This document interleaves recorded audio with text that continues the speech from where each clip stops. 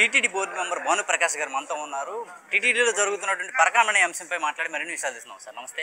పరకామణి అంశం ఇంకా చర్చనీయాంశంగా మారింది ఏం సార్, ఎందుకని ఇప్పుడు కూడా అలాగే? పరకామణి అంశం చాలా సున్నితమైన అంశం, భక్తుల మనోభావాలతో ముడిపడిన అంశం. పరకామణి అంటే మనం శ్రీవారి ఆలయంలో హుండీలో సమర్పించినటువంటి కానుకలు లెక్కించే ప్రాంతాన్ని పరకామణి అంటారు. పరకామణిలో 2023లో రవికుమార్ అనే వ్యక్తి అక్కడ ఉన్నటువంటి నగదును దొంగలిస్తూ విజిలెన్స్ వారికి పట్టుబడడం జరిగింది. పట్టుబడినప్పుడు వారిని చట్టరీత్యా వారి మీద చర్యలు తీసుకోకుండా వారిని తప్పించేయడానికి ఏ రోజైతే దొరికాడో ఏ విధంగా శిక్షించాల్సింది పోయి ఏ విధంగా తప్పించాలని చెప్పి ఆలోచనతో అప్పటి ప్రభుత్వం, అప్పుడు ధర్మకర్తల మండలిలో ఉన్నటువంటి పెద్దలు అధికారులు ప్లాన్ చేసి వారిని లోకాదాలత్ స్వామివారి సొత్తు కాజేసిన దొంగని లోకాదాలత్ కాంప్రమైజ్ చేసి తిరిగి స్వామివారికి దాదాపు 40 కోట్ల రూపాయల ఆస్తిని స్వామివారి పేరుతో బదలాయించారు. దొంగని దాతగా చేసిన ఘనత గత ప్రభుత్వానికే చెందుతుంది.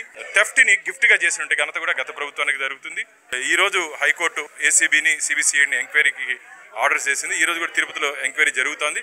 ఖచ్చితంగా పరకామణిలో దొంగతనం చేసిన ఏ ఒక్కరు కూడా తప్పించుకునే ప్రసక్తే లేదు. అందరూ శ్రీవారి భక్తుల ముందు చట్టం ముందు నిలబడే రోజు దగ్గరలోనే ఉంది. చైర్మన్ పై వైఎస్ఆర్ కాంగ్రెస్ పార్టీ తీవ్రమైన విమర్శలు చేస్తున్న పరిస్థితి కూడా మనం చూస్తున్నాం. దాన్ని ఎలా తీసుకుంటాం? అసలు గురిగింజ సమితి ఖచ్చితంగా వాళ్ళకి సరిపోతుంది. వారి పరిపాలనలో ధార్మిక క్షేత్రాన్ని ధనార్జన క్షేత్రం చేసింది మీరు కదా. ఎన్నికల సంవత్సరంలో నియమ నిబంధనలకు వ్యతిరేక కరుణాకర్ రెడ్డి గారు దాదాపు 1500 కోట్ల రూపాయలు టీటీడీ ఫండ్స్ నుంచి ఇంజనీరింగ్ డిపార్ట్మెంట్స్ కి బదిలీ చేసి తద్వారా 10 నుంచి 15% కమిషన్లు తీసుకున్నాడని చెప్పి తిరుపతి ప్రజలు భక్తులందరూ భావిస్తున్నారు. కమిషన్ల చైర్మన్ గా నువ్వు చరిత్రలో నిలిచిపోయావు. నువ్వా మాట్లాడేది మా గురించి? భక్తుల కోసం భగవంతుడి కోసం పనిచేసే ధర్మకర్తల మండలి మాది.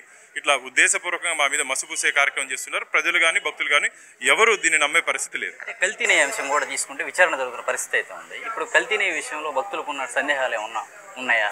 మీరు స్వచ్ఛంగా జరుగుతుందా కల్తీ? ఈ రోజు స్వచ్ఛమైన ఆవు నెయ్యితో స్వామివారి ప్రసాదాలు మేము చేస్తున్నాం. ఆ కల్తీ నెయ్యి వ్యవహారం ఆ కల్తీ ప్రభుత్వం ఉన్నప్పుడు జరిగిందే తప్ప నాణ్యమైనటువంటి నెయ్యితో స్వామివారికి మేము ప్రసాదాలు చేస్తున్నాం. భక్తులు ఎవరు ఆందోళన ఆవేదన చెందాల్సిన అవసరం లేదు.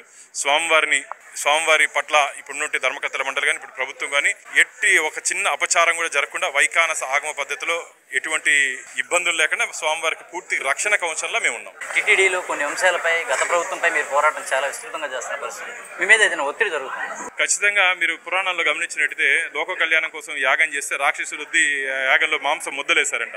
అట్లా వాళ్ళు చేస్తూ ఉంటారు. కాబట్టి మురిగే కుక్కల్ని పట్టించుకోవాల్సిన అవసరం లేదు. మేము భగవంతుడి కోసం భక్తుల కోసం పనిచేసే వ్యక్తులం. మేము టీటీడీ యొక్క సంక్షేమం, టీటీడీలో భక్తులకు అందే సౌకర్యాలే మా ప్రధాన లక్ష్యమని, అలాగే పరకామణి అంశంలో కూడా ఖచ్చితంగా విచారణ కొనసాగుతుందని చెప్పని అయితే చెప్తున్నారు. గత ప్రభుత్వంలో జరిగిన లోపాలను బయటికి తీస్తామని, ఖచ్చితంగా దీనిపైన ప్రజలకి తెలియజేస్తామని అయితే స్పష్టం చేస్తున్నారు భానుప్రకాష్ గారు. వీడియో జర్నలిస్ట్ రేమంతో నాని, ఏపీ అమరావతి, అభినవ్ భారతి, విజయవాడ నుంచి.